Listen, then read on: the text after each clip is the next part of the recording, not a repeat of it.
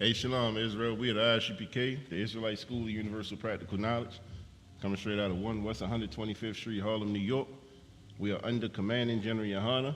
If it does not say under Commanding General Yohana, it is not the truth, you understand? And we've been bringing out this truth. We've been bringing out this truth that, blacks, Latinos, and Native Americans are the true biblical Jews of the Bible, and that we have a real enemy. We have a real, how everybody say ops and stuff like that. Like, we have real issues out here, and real, people that actually hate us, man. And despite the fact that we look at each other like we're enemies or we go at each other, you understand? We got real enemies out here that truly hunt our steps day after day, night after night. And we're gonna get that in the scripture, man. We're gonna see who our enemies are. I think this is so important because a lot of our people do not feel or do not understand what a real enemy is, who our enemy is, and our so-called leaders are not teaching us who our enemies are. But the Bible actually teaches us who our enemy is, and it also teaches us the characteristics of them and what we got to do to defeat them, pretty much. So we're going to get that in Scripture. We're going to start in Deuteronomy chapter 28, verse 48. We're going to start there first. Like we always say, these are not our words that we're speaking up here. These are the Lord's words, man. You can't miss it. People always say, it's up to your interpretation. No, it's not.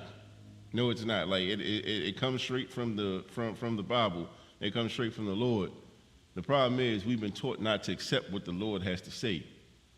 Because we was taught in the Christian church that we should love everybody, that, we're all one, and, we just got to love. We got to love, love, love, love, love. When it comes to blacks, Latinos, and Native Americans, we just got to love everybody. Despite what they do to us, we got to turn the other cheek, and be grateful for whatever someone does to us. No other nation on the face of the earth has that philosophy. Only us, and that's because that's what our leaders have taught us to be. But we're going to get into the Bible, man, and see what the Lord has to say. You got that? Go ahead. Deuteronomy chapter 28, verse 48. Therefore shall thou serve thine enemies. Thine what? Thy serve thine enemies. Therefore shalt thou serve thine enemies. We got to realize, we're not meant to be equal. The Lord is not interested in equality. There has never been equality in this earth. And that's what we don't realize. We're under this false philosophy that, if we vote, we're going to be equal. If we try to show them that we're good black people, or we're good Hispanics, or we're good Native Americans, maybe they'll change their mind and how they deal with us. Maybe that's going to bridge the gap of equality. It's not. The Lord never intended for us to be equal to them. He called them our enemies. Read that from the top again. Baba Kashar. Deuteronomy chapter 28, verse 48. Therefore shalt thou serve thine enemies, which the Lord shall send against thee. Go ahead. In hunger and in thirst. That's us right now, man. We serving an enemy that the Lord had to send against us because we rebelled, because we stopped doing what we were supposed to do. The Lord say, okay, you want to go into every other nation and you want to do as they do? Okay, I'm going to send a nation against you, and this nation, listen, they're going to rule thee, and in hunger and thirst. If you look at us right now, I still don't think Flint, Michigan water issue is fixed. You see what I'm saying? They still drinking brown water over there, man. You see what I'm saying? If you look at our Hispanic brothers, they're still on the border. No one even talks about them no more. No one talks about what's going on that border, man. We had our children over there drinking out of dirty toilet water. You see what I'm saying? In hunger and in thirst. Keep going.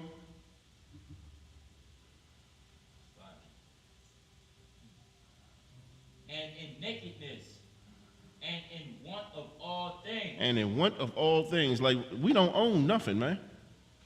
Like, we own absolutely nothing.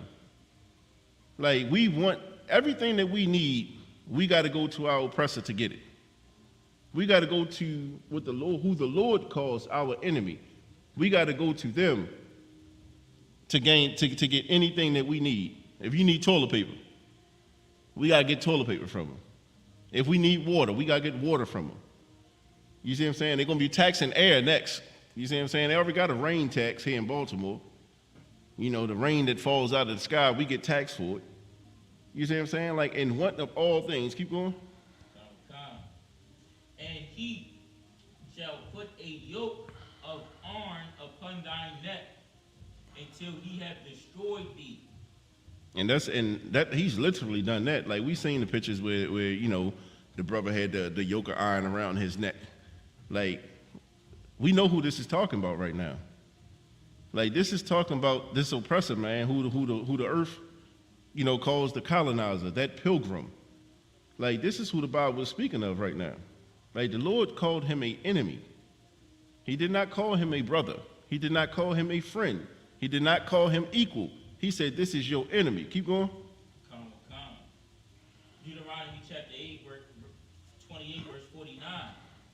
The Lord shall bring a nation against thee from far, from the end of the earth, as swift as the eagle flyeth. They say he's going to bring an enemy from afar, you understand, from the other end of the earth, as swift as the eagle. Like, that's so important, like, because the Lord is dropping, he's giving you clues right now.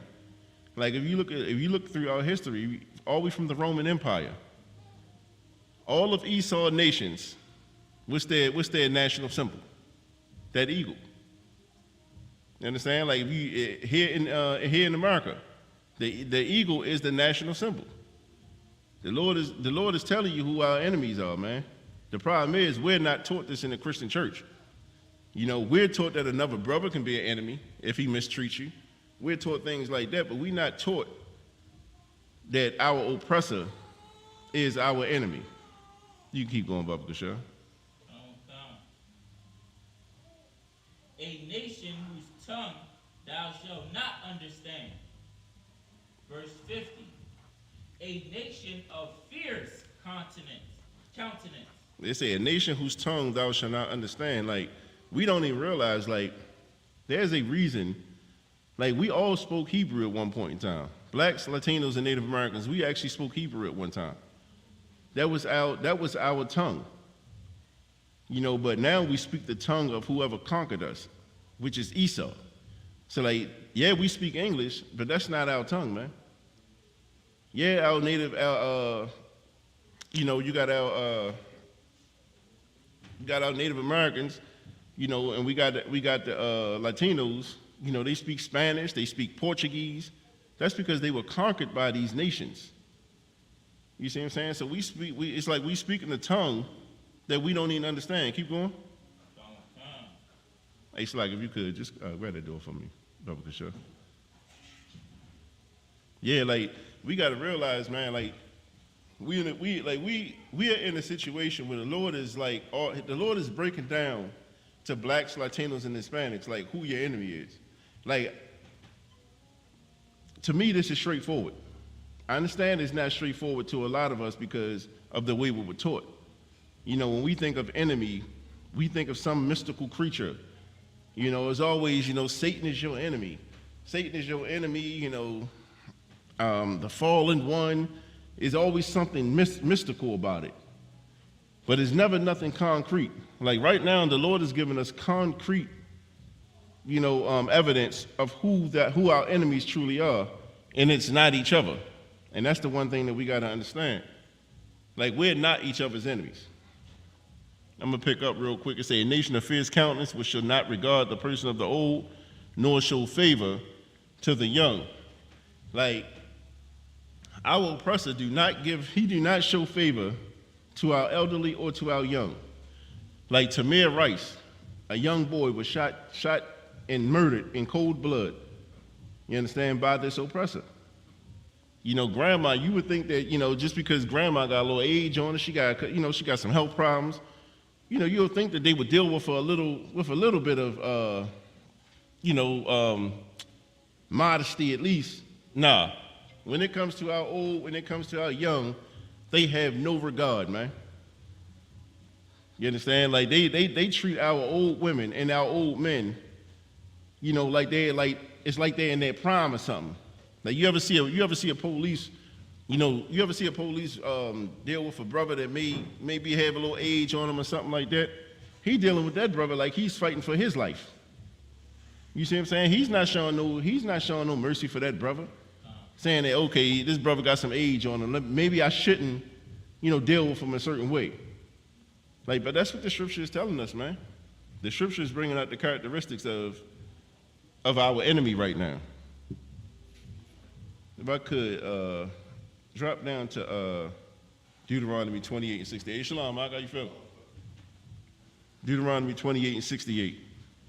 Right now, we pretty much, we actually giving the proof of who our enemy is according to the Lord, man. Like, because a lot of times when we say our enemy, person may say, like, you know, y'all just being hateful, y'all just saying that. No, the Lord is actually bringing out who our enemy is, and he's giving it, like we're reading the scriptures right now. You understand? These are not our words. You got that? Go ahead. Deuteronomy chapter 28, verse 68. Go ahead. And the Most High shall bring thee into Egypt again with ships. They're saying the Most High shall bring thee into Egypt again with ship. You understand? Like, Egypt means bondage. You know, so like, you just got to follow the story because we was once, the Israelites, we were once in slavery and in bondage in Egypt. So the Lord is saying, I'm going to bring you into bondage again, this time with ships. And if you look at all of the different slaveries, because people, this is what people say. Everybody's enslaved everybody. Nations was always like, nations always enslaving other nations. That's not nothing new. That's nothing new under the sun. But this is what separates it. It's he shall bring thee into Egypt again with ship.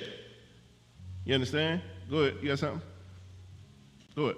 No, I just wanted to add, if we really pay attention to what Adawan is saying, is like it brings clarity and truth to who are the true biblical Jews that the Bible speaks of. Right. You know what I mean? Because Amalek, the so-called Jewish man that's going to war with the Palestinians, has he went back into Egypt or went back into bondage, you know what I'm saying, by ship? Right. You know what I mean? His truth is not adding up. Right. You know what I mean? And we can prove it if we just pay attention to these small facts. Right. If you believe in the Bible, then you believe in the Bible. Right.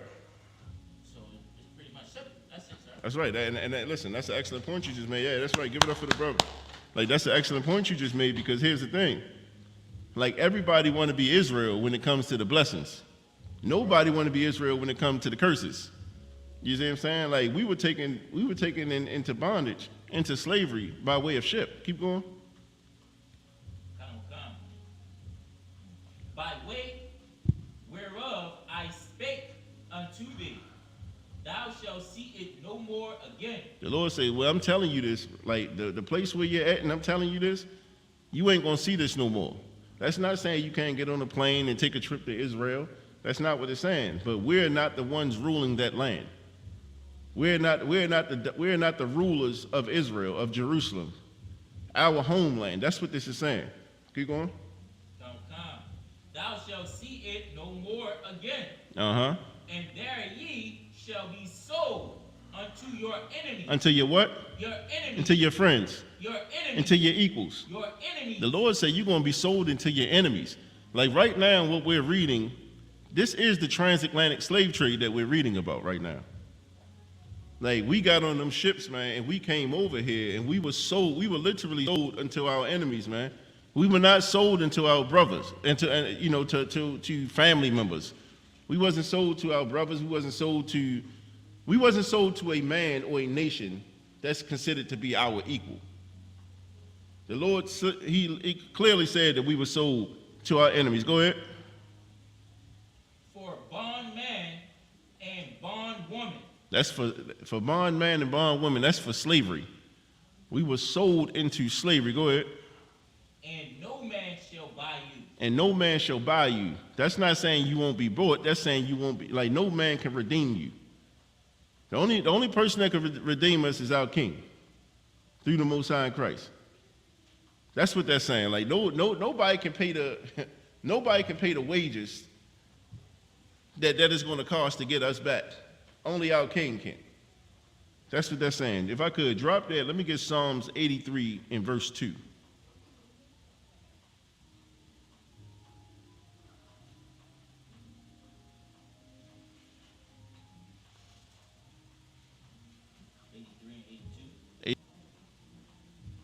And real quick, this topic is so important, man.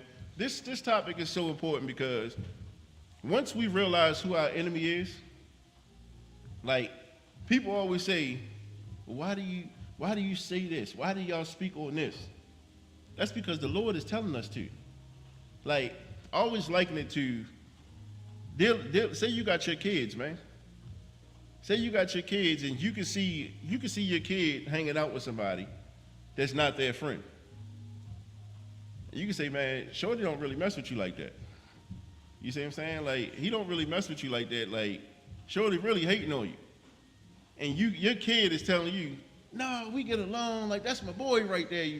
But you already know, just because of how that person is acting, the characteristics that this person is showing, that this is not your friend. He's actually an enemy of yours, and when he get the chance, he's going to snake you. That's the same thing with us, man. The Lord is telling us who our enemies are. And he's telling us the characteristics of it, but we have to be the ones to listen. The problem is we've been beguiled by our so-called leaders in these Christian churches and these Muslim mosques and in these black politicians, man. And we've been beguiled because they get financial kickbacks for keeping us in this bondage. They get financial kickbacks for keeping us, sleep to the fact that who we are, first and foremost. And what if we actually did wake up to who our real enemy was? And we started following these scriptures and we started saying, you know what, in order for us to be who the people we need to be, we got to actually start building, being brothers and sisters to each other. What if we actually did that, right? That Christian pastor wouldn't have that Benz. Right. He wouldn't have that Bentley. He wouldn't have a house on the hills no more. His seat will be null and void then. So that's why our leaders have sold us out, man. Even the scriptures told us that they're greedy. Filthy dogs, you understand? Tom. Go ahead, you got that? Tom. Psalms chapter 83, verse 2. For lo, thy enemies make a tumult, and they that hate thee have lifted up the head. Say, below thy enemies are making a tumult, and they that hate thee have lifted up the head. Like, they've made agreements and covenants with each other. And they that hate thee have lifted up the head. Like, they've continuously killed us, man. Like, they've continuously killed us. Like, I feel like we're the only race of people that can be killed over and over and over. And we still want to be friends with the people that's killing us, man. No other nation accepts this. Like, if Moab, who the world knows the Chinese, if Moab gets killed by, matter of fact, let's go to the so-called Jewish man. Like everyone recognizes his pain. Like, if you say anything about Germany and the Jewish man, if it's not that Germany was just completely wrong, and if you say anything along those lines, you're gonna get strikes against your page. You're going to be called anti-Semitic. The whole world is going to cry and feel the pain of the so-called Jewish man. Right. Like, the Jewish man, he won't even buy a Benz. He won't even buy a Benz because it's German made. It's German engineered. But here it is. They tell us that we got to forgive and we got to forget. You see what I'm saying? Like, we got to forgive and forget, despite the fact that these atrocities are happening now more today than it even did back then. Like, we're the only nation that got to accept that, man. Go ahead, you got that? Go ahead, you got something? I wanted to say, when it says, Salaki Sharif when it say in chapter 2, verse 2, for lo, thy enemies make a tumult is confusion or disorder. And it's out of order for me to hold you against a different standard than I'm operating in. For me to tell you that you can't talk about your pain and your hurt, but I talk about my pain and my hurt all the time. And that's exactly what happens. That's exactly what happens. Like, when as a black person, if you ever talk about your pain and what we've been through as a people, you know what they tell you? You got to get over that. You know, like, come on now, it's been a long time, you got to get over that. But as soon as the Jewish man cried any tears about the Holocaust, it's like the whole earth shuts down. It's a video clip. I don't know if everybody's seen it. It's a video clip when I wish I could pull it up, with Denzel Washington. He was doing an interview. I don't know if y'all seen it. So he was doing an interview and he was talking about like when he first came into the business, to the acting business, and Sidney Poitier told him he got to be careful about the first 3 roles that he take, because that's going to define his career. So he said he went to the producers and stuff like that, and he read the script for this movie, and it was about a wild black man that couldn't die. You know, so as he's speaking of it, he said, yeah, they hung him. They put a noose around his neck and they hung him, and he still didn't die. The whole crowd started laughing. Ha, ha, ha, ha, ha, ha. But he said, I told him, nah, freak that. He said, I told him, how about I walk all you Jewish people into a shower, tell you it's a shower, and I put gas in it, you know, and I suffocate and kill y'all. They said, oh. You see what I'm saying? So they laughed at the brother being hung by the noose. But when he started talking about the Jewish man, everyone felt that pain. It's like it stung the entire audience. Like, if you can, just look it up. Denzel talks about first movie role. Like, it shows that when it comes to when it comes to us, no one cares about the pain that we've suffered. They could care less. But when it comes to everybody on the face of the earth, especially that Jewish man, the Jewish man, like the earth, it's like you can't even speak on that without them banning you, calling you this, that, and the third, you know, and really it's bully tactics. You see what I'm saying? So that's what that's the confusion. That's the tumult. We can talk about our pain, you can't talk about yours though. You see what I'm saying? Keep going. Psalms chapter 83, verse 3. They have taken crafty counsel against thine people, and consulted against thine hidden ones. They say they have taken crafty counsel against thy people. Like, what is crafty counsel? What is crafty counsel? Go ahead, Corral. It's a lot for example. Can I say example? Go ahead, yeah. Putting lead in Baltimore City schools' water. Okay. That's crafty counsel. Go ahead. Yeah, go ahead, give me this. Like putting our women on TV and always making them be strong, independent black women, while all the other women around the world from other nations are always subservient to their husbands. Right. See, these are the tactics that they use. Go ahead, sis. Go ahead. Say it again. I am. I was going to say, did you have an example or something? Okay, so like pretty much like those, like what y'all just named, they were perfect examples of the tactics that they use. But crafty counsel is pretty much this. These nations come to a round table, right? They say you got a round table in the middle of this room. You'll have every other nation come and they'll sit at this table. And they'll say, listen, we need the black man out the house. So we're going to use propaganda. We're going to use, we gotta build the black woman up and put her over top of that man. We gotta take his children from him. We gotta institute child support. We gotta get that black man out the house. You see what I'm saying? Like, that's what crafty counsel is, where they actually come together and they speak on how they're gonna, the tactics that they're gonna use to destroy our people. So people always talk about like how the young dudes is running wild right now. But what we don't realize is what you see today is the product of that crafty counsel 20, 30 years ago. Right. You see what I'm saying? Like, when you take the black man out of the household and you leave that mother to raise them boys or them girls, this is what you see. Like, this is all a product of the crafty counsel that they used against us back in the day. Like, right now, there's crafty counsel being had right now as we sit in this classroom. And it's going to affect our kids. You see what I'm saying? That's why what we're doing is so important, because in order to combat it, you have to have righteous counsel. You understand? Like, we doing it so our kids ain't got to face the hardship that we had to face. That's how you combat crafty counsel. You got to have righteous counsel. So that's what we have here. But that crafty counsel is them coming together, and they literally, the topic is how we're going to destroy the black community. You know, you are the topic of discussion. You feel me? Go ahead, Karak. Keep going.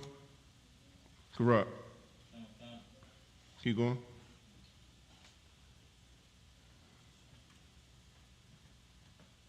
Verse 3. Start at the top of verse 3, Bubba Kishore. Psalms chapter 83, verse 3. They have taken crafty counsel against thine people, and consulted against thine hidden ones. They saying consulted against thy hidden ones. Who are the hidden ones? Who is this talking about? Go ahead, Bakar. 12 lost tribes, the children of Israel. There you go. It's talking about us, you understand? Like, we are them hidden ones. We are the ones that no one knows that we're the Lord's children. Like, they've taken our identity. Like, as here in this country, you can call yourself everything under the sun. A man can call him, he can wake up and say, you know what, I'm a woman today. And you know what, the earth will say, you got to respect that. Don't judge him. Don't judge her. Like, you just had a transgender win Miss Maryland in the beauty pageant. You see what I'm saying? A man can literally wake up and say, I feel like a woman, and I'm going to be a woman. And the earth said, you got to accept it. And vice versa. But the moment you say that you are God's chosen people and that you are an Israelite, hey now, watch your mouth. You can't say that. You see what I'm saying? We are God's, we are the hidden ones that this is talking about. Keep going. Verse 4, Psalms chapter 83, verse 4. They have said, come, and let us cut them off from being a nation, that the name of Israel may be no more in remembrance. See, this is the crafty counsel right here. That's why you got black people. Like, I know Captain Cesariak always said, like, if you take 10 black people and you ask them what's your nationality, you're going to get 10 different answers. That's because our name is not in remembrance. Like, we Afro-American, we black, we Afro-American, we indigenous people, you melanated people, you know, we everything except for the children of Israel. That's what this is talking about. This is the crafty counsel that they've taken, that they've set at the table and that they've done to our people. Keep going. Verse 5. For they have consulted together with one consent. They are confederate against thee. They say that they consulted together with one consent. That means everybody agreed. That means all of them stamped it. Hey, we're going to do this. Listen, you know, we're going to put y'all a store in that community. You know, make sure you selling bad food. Make sure you selling rotten meat. You see what I'm saying? Yeah, like all that. You know, we know they ain't supposed to eat pork, so we're gonna put pork in the candy now. We're gonna mess the children up too. Like, this is the crafty counsel that they're speaking of. And here's the most important part: all of them signed off on it. They said they are in one. They are in read that again. Verse 5. Verse 5. For they have consulted together with one consent. With one consent. That means all of them agreed to it. Go ahead. They are confederate against thee. They're confederate against thee. Like, they stand together against us, man. Go ahead. Verse 6. The tabernacles of Edom. This is our oppressor. And the Ishmaelites. Hold on, this is our oppressor. Edom is our oppressor. That's the colonizer, the pilgrim. This is the one who comes and you know, comes real lighthearted and talks real soft and puts his head down when he's in front of us.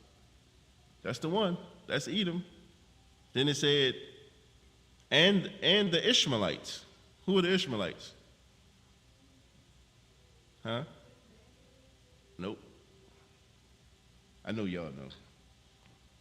One of y'all want to take a try?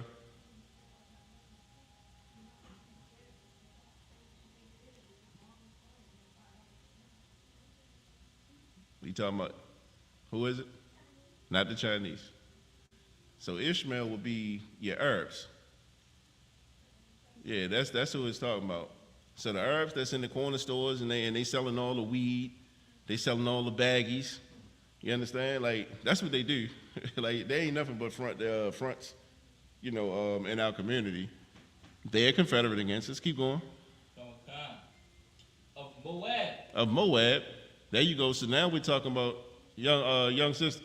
Now we're talking about the Chinese. That's Moab. So just like Ishmael is in our community, who else is in our community? The Chinese is in our community. You know, they got corner stores in the hood. Yakami joints everywhere. Hair nails, you understand? Like, they signed off on this too. Keep going. Who's that? Nah.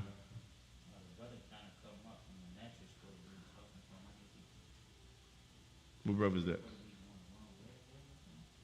What brother is that? Hey, Salai, book out. Yeah, go down and grab him.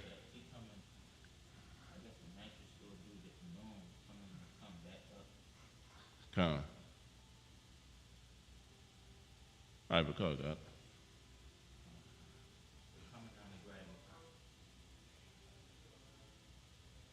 All right, that's too hard.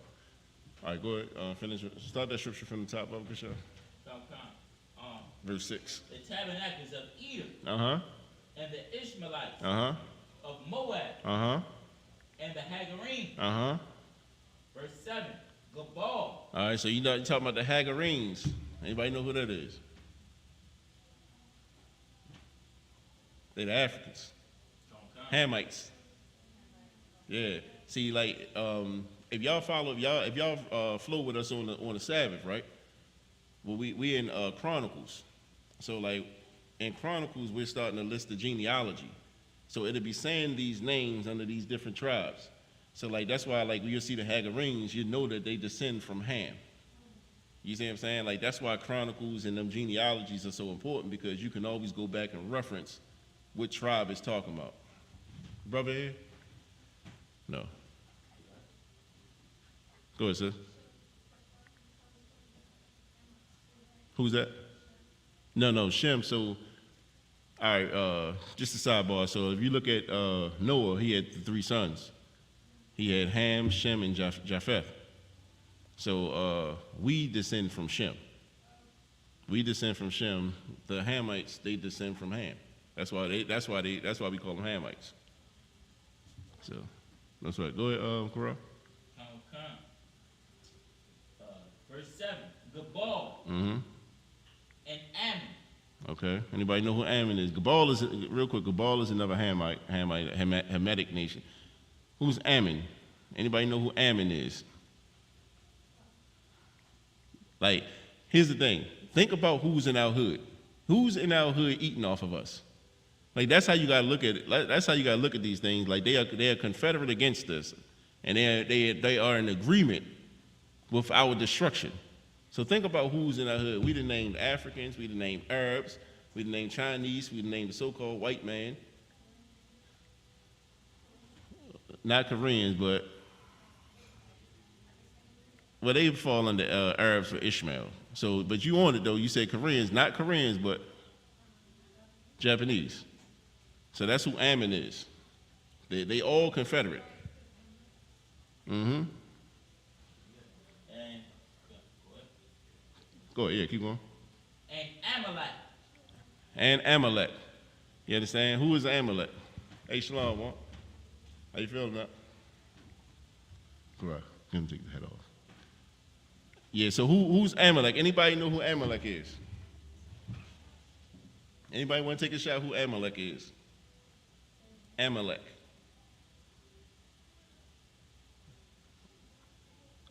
Yeah, it's okay. Just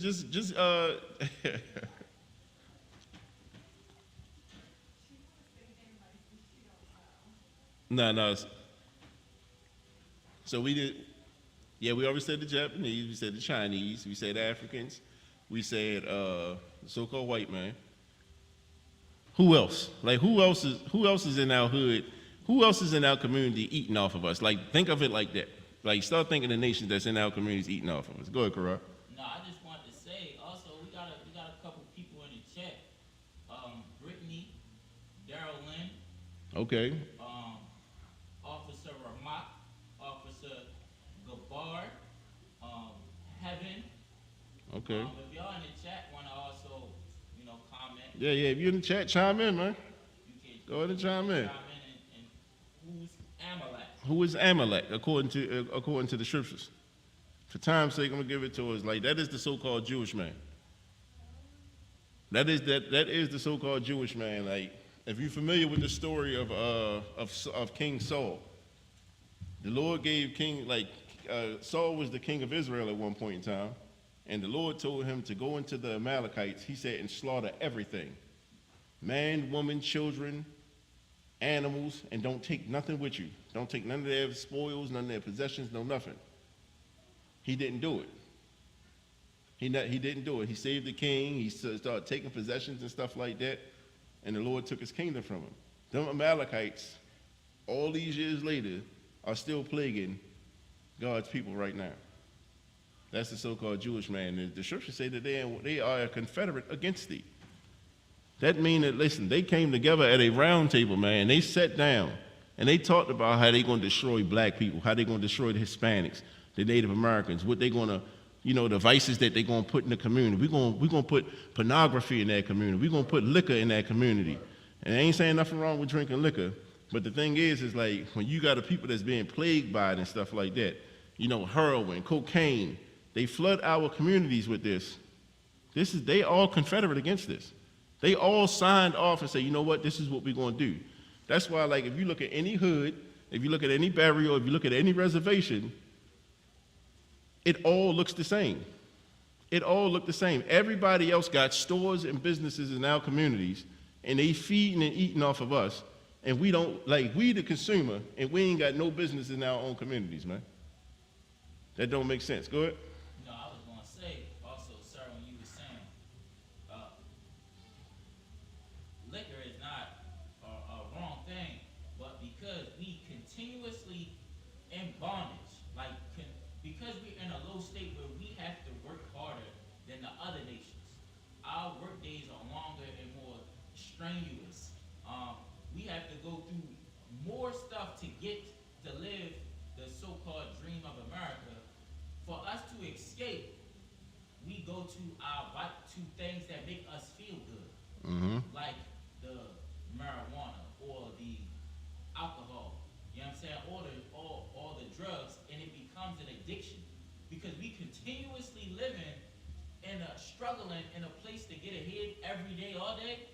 We continuously want to get that vice to make us feel better, and Right. over time it becomes an addiction. Right. When really, if we was in our heaven, where we was on top, liquor would be something that you did socially, casually. It wouldn't be something that you depended on to escape from things that you have to deal with every day that you don't want to.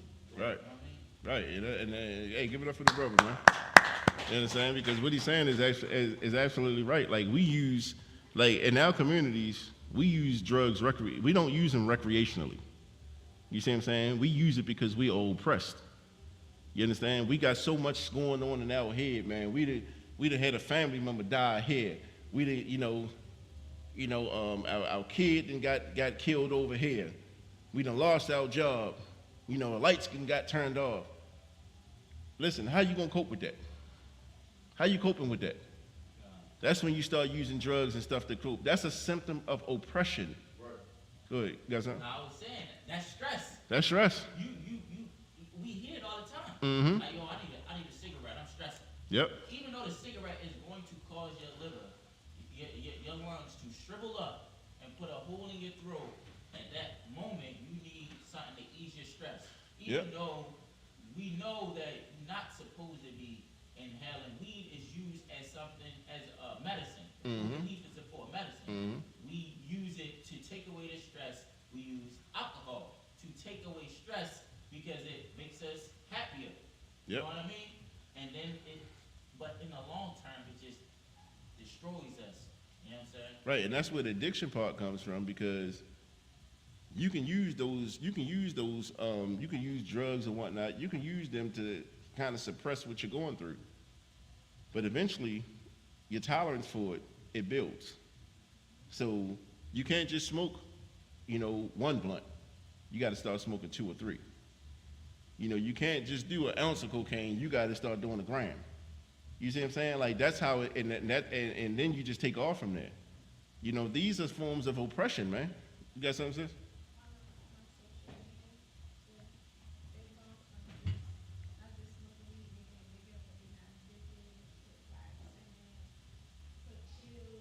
Right. Right, and that's because their tolerance is building for it, and they chasing that first feeling because they're not getting the same relief that they once got from it. So you got to use more. You see what I'm saying? Like, but this is the crafty counsel that we're talking about. Like, and this is why it's so important for, like the scriptures say, it's a matter of fact. Let's go to it. Let's go to Zephaniah 2:1. Let's go to Zephaniah 2:1. Hey, and I want to definitely give a major shout out to, we got Juan in the class. You understand? Juan is from the tribe of Issachar. Man, Juan came out, man, and he helped out with the One West Rescue Mission this past Sabbath. That's right. You understand? Now he in class. So, the Lord is definitely moving here in Baltimore, man.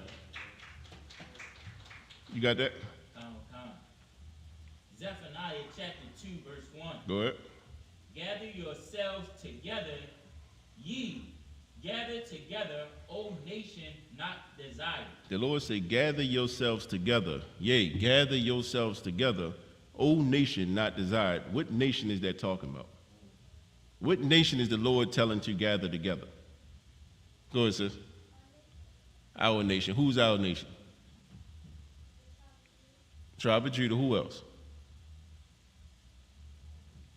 The 12 tribes. There you go. And right. Give it up for the sister, man.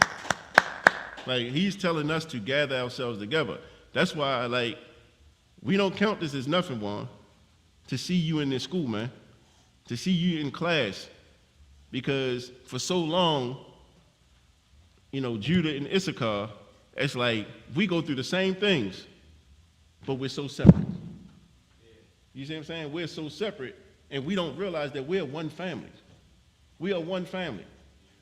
And if we actually did what the Lord said and we gathered together, who can be greater than us, man? If we gathered together in righteousness, not in unrighteousness, because Judah and Issachar, we will do some unrighteous things together. Right. You see what I'm saying? But if we actually gather in righteousness under the guidance of the Most High in Christ, imagine what we can do, man. The Lord is saying, gather yourselves together, O nation not desired. We're not desired, you're not desired. The only time we're desired is when they want to get some free work. It's when they want to make us slave for every little penny that we got to make. When it's a job that don't nobody else want to do, then they want to bring us in on it. But they don't desire us, man. That's why they want to throw everything. That's why they want to throw us away. We built this country. We built this country. And then they have the audacity to tell our Issacharite brothers, hey, you got to stay, don't come across this border. Right. It was theirs. Right. You see what I'm saying? Like, this is their land that you kicked them out of. Right. But yet you're going to tell them that they can't come over here? Like, this is what we're talking about, O nation not desired. But when we do what the Lord say, man, and we come together, listen, all that stops. Go ahead. They wouldn't have the candy painted 6'4" Impalas with spinners. Man, who you talking about? Right. You know what I'm saying? Right. Like, they wouldn't have none of that. Like, hey, what the scripture say? It say, you are the salt of the earth. You are the salt of the earth, and without you, the earth don't have no flavor, man. if you leave these people to if you leave these people to themselves, man, like when was the last time you wanted to dress like a so-called Jewish man? When was the last time a sister seen a Jewish woman and said, "Oh, I gotta get that dress. Oh, I gotta rock my hair that way. I got to get the curly thing. Yeah, I gotta get the curly locks on the side of my head." And I got to cut my hairline over Yeah. the middle of my head Hey. with the yarmulke on. Right. When was the last time you heard anybody say something like that? You never heard it. But I can tell you this, over in China, they got Chinese kids. They putting product in their head because they want woolly hair. They got woolly hair in China now because they want to be like us. If we turn our hat backwards, they going to turn their hat backwards. If we sag our pants, they going to sag their pants. That's because we are the salt of the earth. And we'll take the scraps of life, and we'll turn it into something marvelous. And everybody wants to follow it then. You see what I'm saying? That's because we are the Lord's people, man. Go ahead, sis, you had something?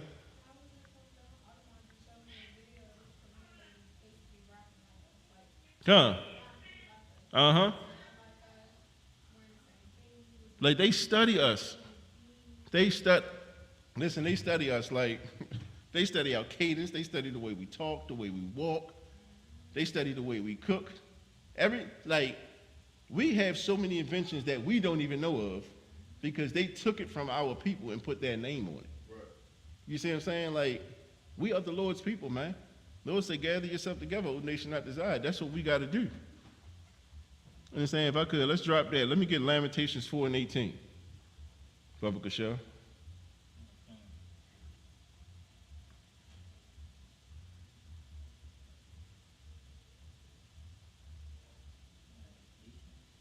Come on.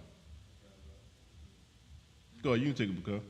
The book of Lamentations, chapter 4, and verse 18. Go ahead. They hunt our steps. They what? They hunt our steps. All right. That we cannot go in our streets. Listen, Our end. that's what they do, man. They hunt our steps. Like, and that's not nothing metaphoric. They literally hunt our steps. You ever see, like, when they go into the safari and they see a lion or something like that, and they actually start lying, they study it. They may shoot them with a dart so they can follow the location. They find out where the family lives, and then next thing you know, when the next retreat, they go over there and they come back with the head of that lion and they put it on their wall. We think they just do it to the animals, right? No, they do that to us. Right. They do that to us, man.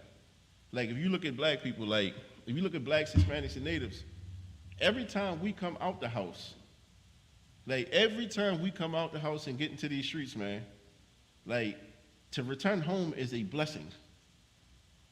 You ain't got to be doing nothing wrong. You ain't got to have nothing going on.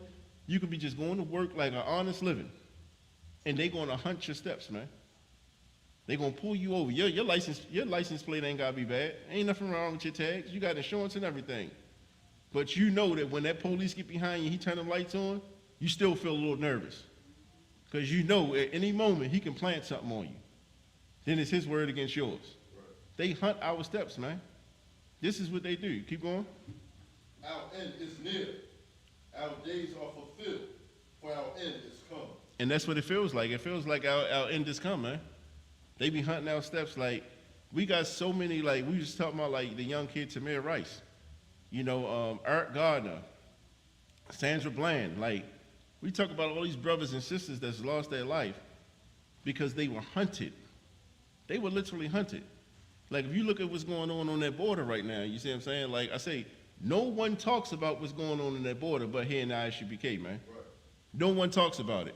That same border that they tell our brothers that our Issacharite brothers and our Hispanic brothers that they can't come over, they allowed the Afghans to walk right through that same border and come into America, man. Right. They allowed the Ukrainians to come right in. They getting Social Security now. They gave them $13 billion, man. And they getting Social Security. But you mean to tell me that our brothers and sisters, they can't come into this country? Like, they still got kids, like, and I don't think people understand this, like, until it happens to them. When you got your baby and it gets snatched out your arms and you never see your kid again. Your kid is sold into some kind of sex slavery. Your kid is taken and you never see your kid again. You know, your young son, your young daughter, you know, because they got them living and sleeping in dog cages. No proper drinking water, so they use the bathroom and then they got to go into that same toilet and drink what's in that toilet. Like, people don't really understand because it's not happening to their kids. Right. Man, they hunt our steps, man. This is an enemy of ours. Like, that's what we're talking about. The Bible is clearly telling us who our enemy is here in this land, man, in this earth. Like, it ain't us, you know, it ain't us just being hateful brothers and we don't like nobody and stuff like that. No, the Lord is bringing out who our enemies are in this earth, man. Not only is he bringing out who our enemy is, he's going to tell us what we got to do to come back into power. And he also going to tell you what he's going to do to them. We're going to get some more on that too. Any more on that up? All right, drop that. Let me get, go, you got something? No, I want to say, and what's crazy is, sir, if I can add that, Come on. the Christian church will tell you to love and forgive. Right. While the Bible is telling you that it is somebody who will hunt your steps, Right. you know what I'm saying, in the streets. You know what I'm saying? Mm-hmm. And they want you to, you know, Martin Luther King wants you to stand there and take the beating and get back up and keep marching until another beating comes. Mm-hmm. And then get back up and keep marching until another beating comes until you just die marching. And you know, and it's so crazy because what happens is when you finally get up and you fight back, they say you the problem. Right. They say, look at him, he's aggressive. Look at him, you know, he got a problem with authority. He don't want to listen. Man, you done had your foot on my neck for how long? I didn't ask you to get off me, you feel me? Now I'm gonna get you off me. But now I'm the problem. You see what I'm saying? Like that's the crafty counsel that we spoke of, man. That's the crafty counsel. Let me get 1 Peter 5:8, Bubba Kasha. And this is like these are lessons that you're not gonna learn in no Christian church. You're not gonna learn it in the Catholic Church. You're not gonna learn it in the Muslim mosque. You know why? Again, because they're leaders. These same leaders that they're supposed to be for our people, these same leaders are brought and paid for. Let them say something crazy against the grain. They're gonna lose their church, they're gonna lose their house, they're gonna lose all them riches. You think they're willing to do that for their own people? For the Lord's people? Absolutely not, man. That's why so many of our people are so it's like we're so, when we say it, it's so unbelievable. It's like, man, I've been going to church all my life. I never heard this before. And the fact that a person can say at 30 and 40 that our enemy is our oppressor, is that colonizer, who everybody recognizes that pilgrim. When we say that, people get mad at us. Why do you get mad at us? We ain't doing the things to them that they've done to us. We just calling out what they've done to us. You see what I'm saying? How are we the problem? You know, but again, that's the crafty counsel that we talk about. You got that? Go ahead. 1 Peter chapter 5, verse 8. Be sober, be vigilant, because your adversary, the devil, as a roaring lion, walketh about, seeking whom he may devour. They say be sober and be vigilant. You understand? Like that means like don't have your mind cloudy. Like be alert, be on point. Like don't get so inebriated that you can't see what's going on. Not inebriated, not just saying under the influence, but don't be so consumed with the philosophies of this world Right. that you can't see that you got an enemy out here that's really hunting you. Like don't get it twisted. Don't get it twisted. Just because they smile on your face, that don't mean that they for you. Like don't be like, that's why the scripture, read that again from the top. 1 Peter chapter 5, verse 8. Go ahead. Be sober. Be sober. Be vigilant. Mm-hmm. Because your adversary. And say your adversary, not your brother. You're the adversary. This person is against you. This is the opposition right here. Go ahead. The devil. The devil, meaning the deceiver. Devil in Hebrew is nothing more than the deceiver. That man that lies across the face of the earth and had you thinking one thing but it's another. That man, that adversary. That's what we talking about. Go ahead. As a roaring lion. As a roaring lion. Walketh about. Walketh about. Now, let me ask you a question. If you seen, let's take it from a literal sense. If you seen a roaring lion walking about, what you gonna do? If you walking down your street and you see a lion and he roaring, what you gonna do, Picard? Two things I'm gonna do. I'm gonna either run or I'm gonna grab my weapons. I'm gonna have to put them down. Right. You're gonna have to either you're gonna have to defend something or you're gonna have to get out of there. But you clearly see that this person is this animal is a threat to your safety, to the safety of your family, to the safety of your people. It's saying that this oppressor is walking around like a roaring lion. But we don't see him as that because we don't know he's our enemy. And what happens is we getting comfortable with a lion. Imagine you got a roaring lion and you still walking up like you gonna pet him like he a dog or something. You see what I'm saying? You're gonna lose your life. And unfortunately, that's what's happening to our people. Because they're not recognizing that this is your adversary right now. He's walking around like a roaring lion. Keep going. Come. Seeking whom he may devour. Seeking whom he gonna. Hey, let me see. What he doing over there? What he got going on? Okay. Yeah, he better be okay. Hey, stop the free. Hey. You know, that's how they be. Like, I ain't talking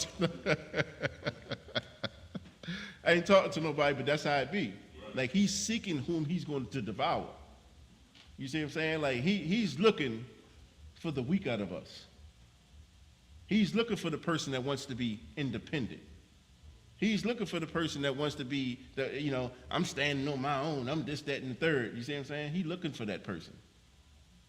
Hey, he can't find them if we all together, right? The Lord said, gather yourselves together, O nation not desired. We gather ourselves together, who the hell he going to find?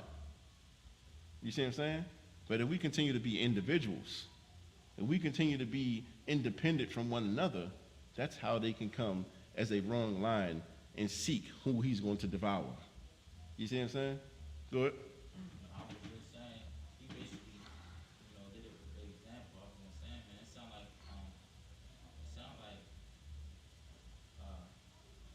Esau working for the government. He's always the government. Slotty. It sounds like the police. Come. The evil police officers that want to hurt you. Come. They walk around like a roaring lion. That's right. Seeking who they may desire. But not only them, you got pedestrians. Look at George Zimmerman. Come. He walked around as a roaring lion looking for who he going to destroy. And he found Trayvon Martin. You see what I'm saying? So they ain't even got to be law enforcement up. They can just be proud Americans. You see what I'm saying? And they're going to walk around like lions the roaring lions seeking to devour our people, man. That's what the Lord is telling us. Like, I'm not saying nothing that the Lord ain't saying. This is coming from the Bible, man. The problem is we never was taught this. And because we was never taught this is why we always fall victim to their vices and their tactics. You see what I'm saying? That's why it's so important to get into this school, man. That's why it's so important to come up out of these streets, get into these classes, man, so you can recognize, first and foremost, who you are. Recognize what the Lord expects from you. And when you start doing it, now you have his protection. We enemies to the Lord out here doing all that wickedness and stuff like that. Like, we feeding right into the adversary. But when we come together in righteousness, man, and start doing what the Lord wants us to do, that's where the strength and protection comes from. Any more on that? Yes, that's it. That's it? Come on, let me get First Ezra. We're gonna get in the Apocrypha real quick. We're gonna get First Ezra 8 and 88.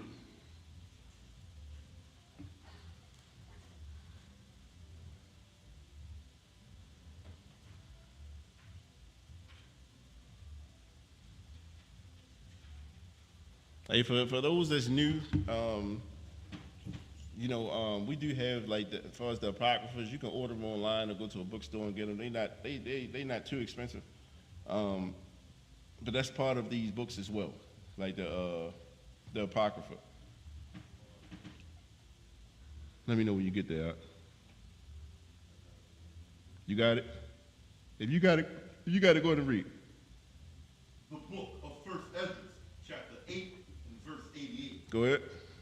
Mightest not thou be angry with us to destroy us, till thou hadst left us neither root, seed, nor name.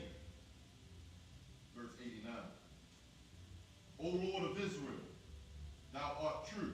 Hey, Salakia. Let me get Salakia for that. Let me get Ecclesiasticus 12 and 10.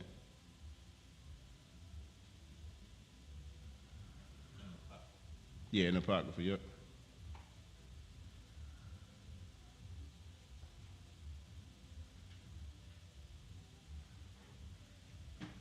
Ecclesiasticus, verse 12, chapter 12, verse 10. Never trust thine enemy. The Lord just said, the Lord just told us this. He said, never trust thine enemy. Never. Like, well, you weren't here yet, but we actually went in scriptures and we actually showed who our enemies were according to the scriptures. You understand? And this oppressor that's over top of us, he is truly our enemy. The Lord just told us, never trust thine enemy. Keep going.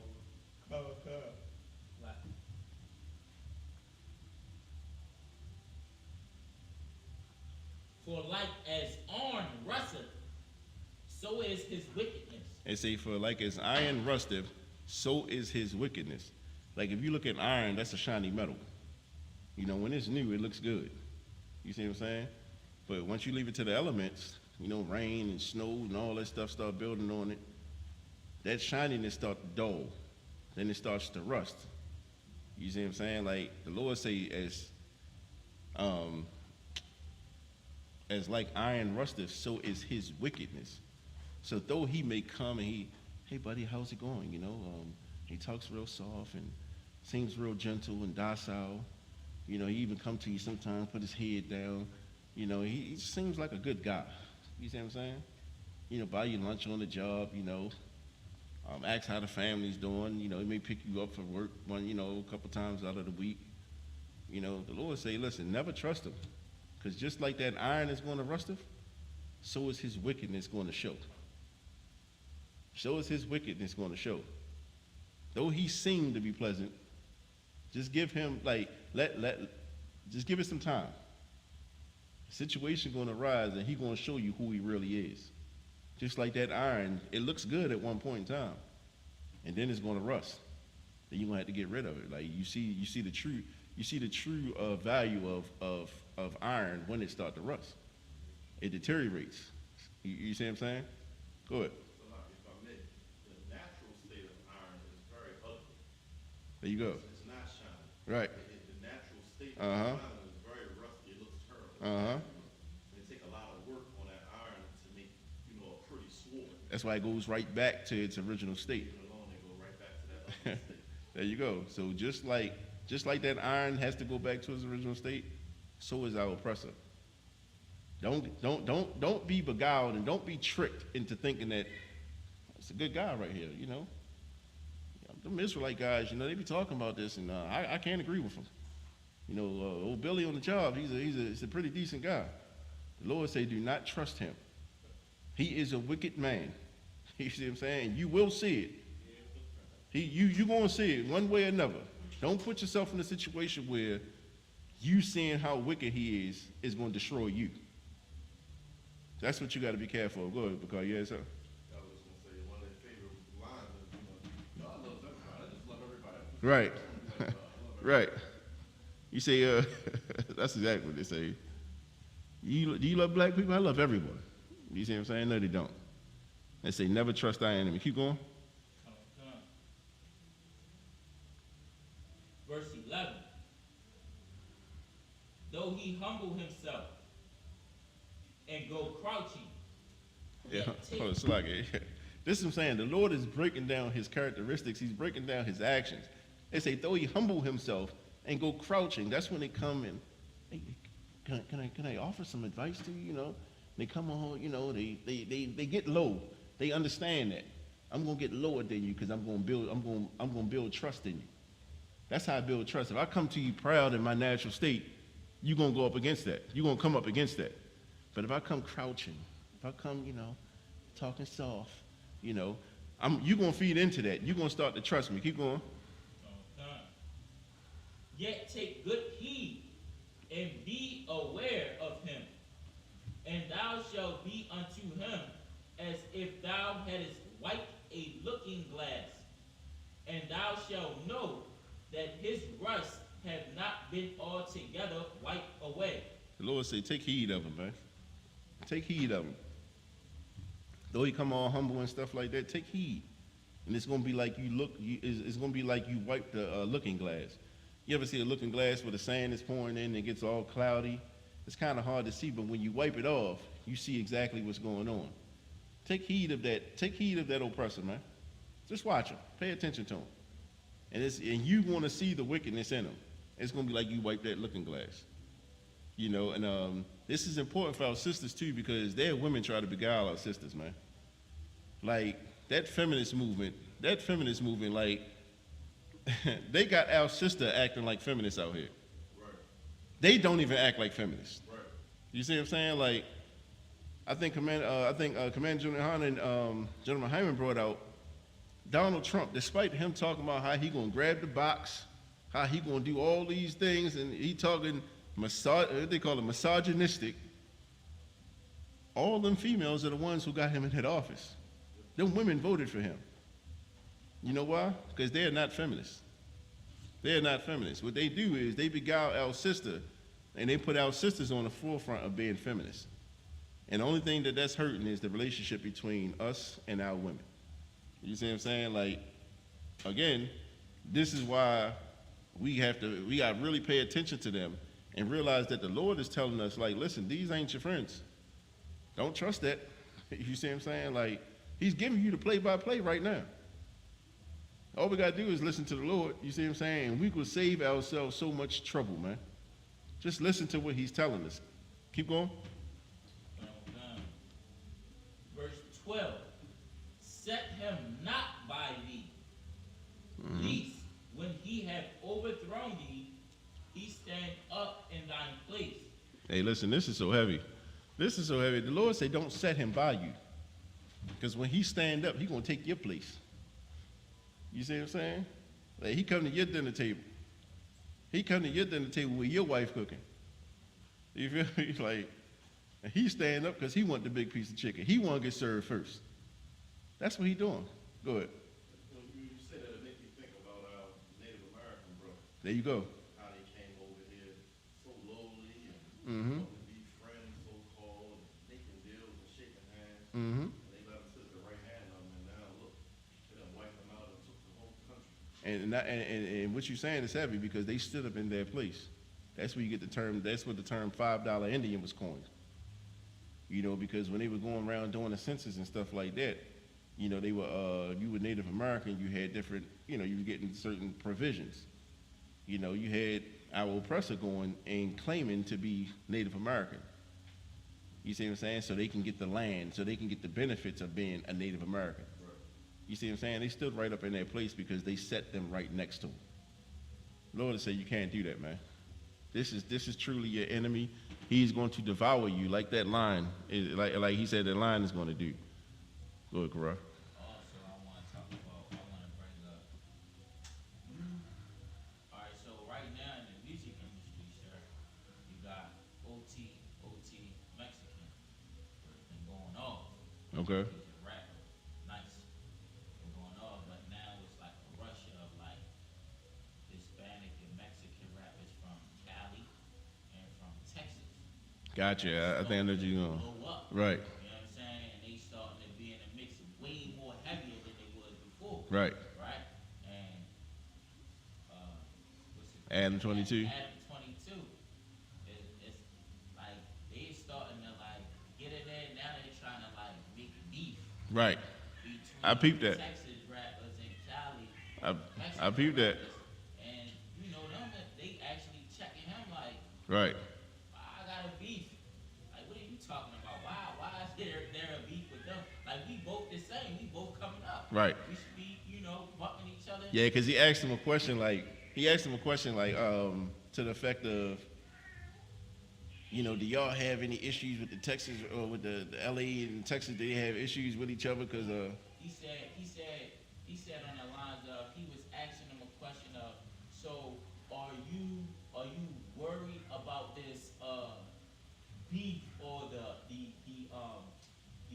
uprising of Cali Mexican rappers deciding, the Texas Mexican rappers like, wow, why would I have beef like that? Like, Right. What are you talking about? I want to do business. I think he with even y'all. told him we stronger together, like if we build together. You see what I'm saying? But that's what they do. That's crafty counsel. That's crafty counsel right there. You see what I'm saying? He came right in the middle of that, and he got Mexican rappers from Texas and California. He's trying to start a beef between them so that they can kill each other. He get more content off of that. You see what I'm saying? That's crafty counsel. There's no need for them to beef, man. There's no need for them to have issue with each other. And it's music. You see what I'm saying? Like it's music. You feel me? But guess what? Like, the Lord has something in store for them, man. And this is the part that they don't like. This is the part that scares them because the Lord has something for them. This is probably going to be the last one for time's sake. Let me get Isaiah 14, verse 1, Brother Show. This is why, we serve the Lord, man. We ain't got to lift a finger to nobody. We don't have to go out there. We don't have to hit nobody. We ain't got to murder nobody. You see what I'm saying? We will defend ourselves. Don't get that twisted. This is not the Christian church in here. We will defend ourselves, but we're not going to go out actively seeking to hurt or harm nobody. You see what I'm saying? The Lord will do what he got to do on his time. But let's hear what he got to say about that. You got that? Go ahead. Isaiah chapter 14, Verse 1. Verse 1. For the Most High will have mercy on Jacob. They say, for the Most High will have mercy on Jacob. Jacob is the progenitor or the forefather of the 12 tribes of Israel. So blacks, Hispanics, everybody on this side, the Lord is going to have mercy on them. Keep going. And will yet choose Israel. And will yet choose us again, man. He's going to choose Israel. Go ahead. And set them in their own land. And he's going to set us back in our land. Like, this is not our land. Like, we actually have a homeland. You see what I'm saying? He's going to set us back in our land. Go ahead. And the strangers shall be joined with them. The strangers are going to be joined with us, meaning the other nations. You're going to have remnants of the other nations. They're going to be joined with us. Go ahead. And they shall cleave to the house of Jacob. And they're going to cleave, meaning they're going to hold on to us. As we go into our own land, the Lord setting us in our own land, they're going to hold on close, tight to us. You see what I'm saying? Go ahead. Verse 2, and the people shall take them. They say, and the people shall take them. When you take somebody, are you asking them to come with you? Are you politely saying, would you like to come over here with me? No, what you're saying is, listen, get over here. You taking them. Go ahead. And the house, and bring them into their place. So we're going to take them strangers. We're going to take them of the other nation. We're going to bring them to our place. Go ahead. And the house of Israel shall possess them. They said we're going to possess them, meaning we are going to own them. What does that sound like? It sounds like they're going into bondage. They sound like they're going into bondage. You see what I'm saying? These same people that's had us in bondage all these years, they are going into bondage. Keep going. And the house of Israel shall possess them in the land of the Most High for servants and handmaids. See, that's the nice way of saying it. The real way is they're going to be slaves. They are going into slavery. You see what I'm saying? For what they've done to God's chosen people. Go ahead. And they shall take them. And we're going to take them. Go ahead. Captives. We're going to take them captives. Like we're going to take them as captives. You understand? Somebody that we've captured. Go ahead. Whose captives they were. Whose captives we were. We will, like right now we're their captives. They've got us and they got us in straight bondage. Like we working 80 hours a week just to stay afloat, man. Right. You see what I'm saying? Like they got a yoke on our neck. Like we are their captives right now. But they are going to be our captives. soon enough. Go ahead. And they shall rule over their oppressors. And we're going to rule over our oppressors, man. That's what's going to happen. I mean, one, you're gonna have a field, you're gonna have some land, and you ain't got to tend it. You see what I'm saying? You just gonna give orders, and it better get done. That's what that means. You know, drop down to verse 21, Baba Kishore.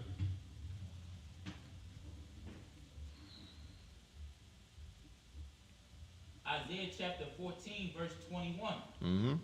Prepare slaughter. The Lord said, prepare slaughter, man. What is slaughter? what does slaughter mean? Go ahead, sis. Young sis, go ahead. Prepare death. Good job. Let's give her a hand. You ready? The Lord said, prepare death. Go ahead. She said his name. Yeah. Prepare slaughter for his children. It's a prepare slaughter for his children. Go ahead. For the iniquities of their fathers. For the iniquity of their father. Right now, you see the children of the oppressor. You know what they always say? Well, I never had slaves. I never did nothing to you. Yeah, that was back then. Like, I didn't do it. You see what I'm saying? The Lord said, we're going to prepare death for you. We're going to prepare death for you because of what your father did. You're going to inherit his penalty. You're going to inherit his punishment. You see what I'm saying? Keep going. That they do not rise, nor possess the land, nor feel the face of the world with cities. Listen, the Lord say, I'm going to prepare death for them because of what their father did. What their fathers did, their children are going to have to pay for it. And that seems crazy to anyone listening, right? But the thing is, don't we suffer that now? Right. Like, don't our children get penalized and punished for the crimes of our fathers? Right. You see what I'm saying? Don't they kick in our doors and take our children and throw them on the ground, put their head against concrete and stuff like that because they looking for the father? That's exactly what happens. Go ahead. Ain't it those babies in cages at the border? Right. 5 years now? Right. Yeah. So it's like, it sounds crazy, right? Until it gets reversed. The Lord is going to reverse this, right? And we're going to take them captives, and he's going to prepare death for them, for their kids, because they are what they call accessories to a crime, because they're benefiting off of what their forefathers did. Like, you see what I'm saying? Like, if I get into it, if Bakar robs a bank and he steals a car and he picks me up on the way, when that police get me and he stops the car, he don't care that I wasn't in that bank. He gonna say, you in the car with him, you in the car with the stolen goods, you gonna get the same charge he got. You see what I'm saying? His children has benefited off the death, off the rape, off the murder of God's chosen people. Right. And they're still benefiting to this day. That makes them an accessory to a crime, and the Lord is going to pay them for that. Right. You understand? Listen, the Lord just pointed out and showed us who our enemies are. He showed us what we got to do to get back on top, man, what we got to do to come back into his grace. And he's also showing us what he's going to do to our enemies. But we have a job to do first. Our job is to come back to keeping these laws, statutes, and commandments and doing what the Lord told him to do. And that's gathering together and keeping these laws, statutes, and commandments, man. And with that, I want to say shalom.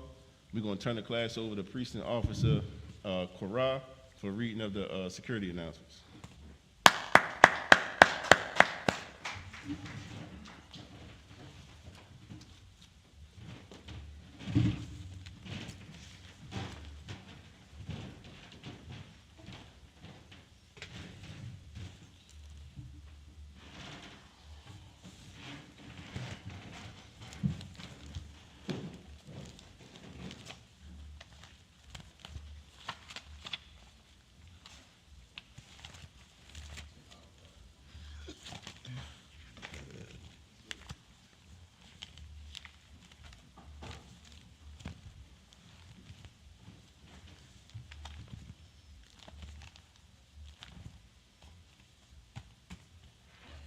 These are the security announcements.